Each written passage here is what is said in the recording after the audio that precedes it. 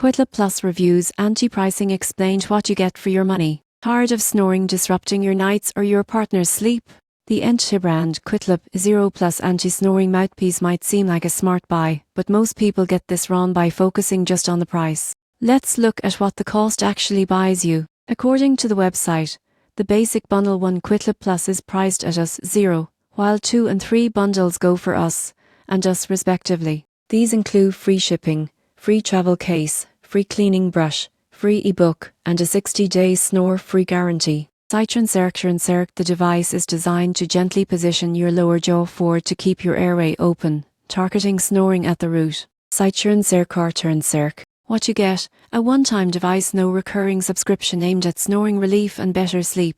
Included accessories case, cleaning brush, and the promise of free shipping in some bundles. A clinically oriented design with medical grade, but free materials per review. Sites.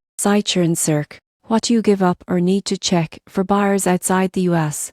Shipping and import duties may add cost. This mouthpiece isn't a substitute for a professional diagnosis. If you have sleep apnea or dental issues, it may be inappropriate. The recommended replacement interval is short. Some instructions suggest replacing after 30-60 days for optimum effect, which adds long-term cost.